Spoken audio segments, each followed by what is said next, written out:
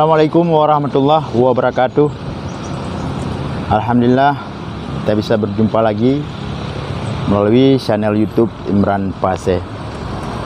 Sahabat Imran Pase dimanapun saudaraku berada, hari ini saya ingin membahas persoalan Aceh yang sangat menyentuh dengan perasaan-perasaan orang Aceh itu sendiri. Dana otsus yang diberikan oleh pusat untuk Aceh adalah sebagai dana kompensasi perang. Tidak diberikan untuk semua daerah lain yang berada di seluruh Indonesia. Bermakna dana otsus tersebut harus digunakan tepat sasaran. Menyangkut dengan dana kompensasi perang, yaitu dengan adanya perang dan akhirnya lahir sebuah perdamaian antara pemerintah pusat dengan Aceh ataupun antara Gerakan Aceh Merdeka dengan pemerintah RI.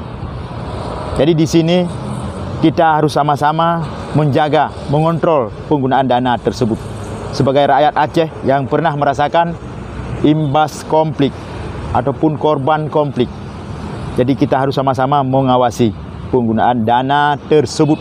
Jangan disalahgunakan. Dana otsus bukan untuk memperkaya diri pejabat. Dana otsus bukan untuk membeli mobil dinas pejabat. Dana otsus bukan untuk membuat program-program yang tidak pro rakyat. Dana otsus harus digunakan tepat sasaran, yaitu untuk kesehatan rakyat Aceh, pendidikan rakyat Aceh, maupun untuk memperkuat perdamaian. Ada lembaga-lembaga seperti BRA, itu tempat untuk pengelolaan dana otsus. Teman-teman, hari ini perdamaian Aceh hampir memasuki 17 tahun.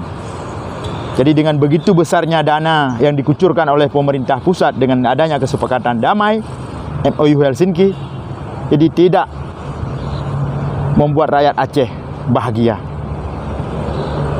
Apakah itu kesalahan pemerintah pusat ataupun kesalahan daripada gubernur ataupun pemimpin Aceh itu sendiri?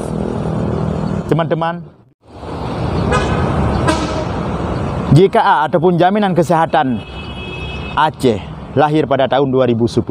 Kala itu kursi DPRA dari Partai Aceh masih menguasai 48% dari jumlah keseluruhan kursi. Dan gubernur saat itu adalah Irwandi Yusuf. Beliau juga seorang kader daripada Partai Aceh. Hari ini kursi DPRA yang dari Partai Aceh tinggal 22% lagi. Ada informasi, ada wacana, ada bahkan rencana daripada gubernur yang hari ini, gubernur Aceh hari ini, untuk menghilangkan JKA. Ingat Pak Gubernur, JKA itu lahir untuk menjaga kesehatan rakyat Aceh, bukan untuk yang lain.